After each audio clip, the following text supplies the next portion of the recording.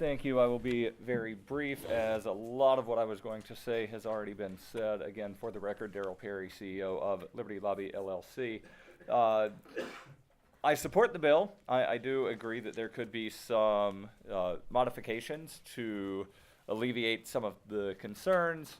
One of the previous speakers suggested changing town manager or mayor to, say, house clerk, since the house clerk is notified of vacancies. One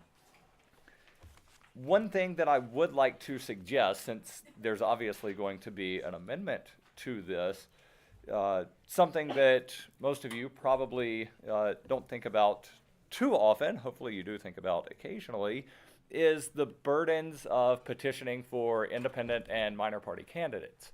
And in special elections, where there's a shortened time frame for candidate filing, current statute does not reduce the number of petitions that are required.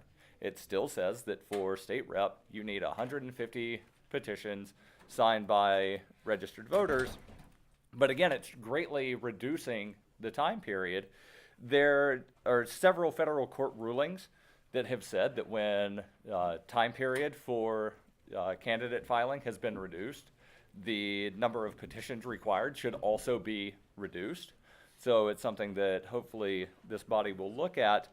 And I want to relay an example from another state where immediately after the most recent election, there was a vacancy in the state Senate.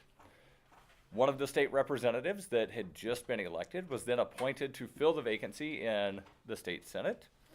And now they're having a special election to fill the House seat that was left vacant. They started their early voting yesterday. So from November to now mid-January, they have already gone through whatever needs to be done. One thing that helped them speed up the process a little bit is not having a party primary. They also don't have the party column ballot, which allows them to then just list all of the candidates in a single column of here are the people that are running. I believe it was 6 Democrats, 1 Republican, and 1 Libertarian that have filed in that race.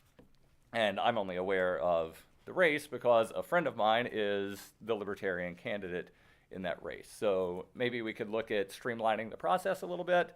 And I'm going to assume that there will be a subcommittee hearing on this, and I look forward to providing input then as well. Any questions for Mr. Perry from members of the committee? Representative Moynihan. Could this be construed as the state imposing an expense upon towns and communities without providing legislation, without providing the funding, and therefore violating the constitutional requirement that we not do that? It could possibly be construed that way, but there are lots of things that could be construed that way.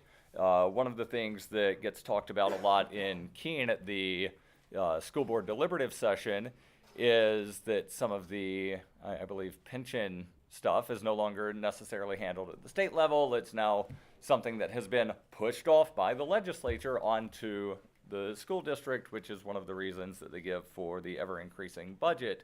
So again, there are lots of things that could be construed as the state giving an unfunded mandate to municipalities.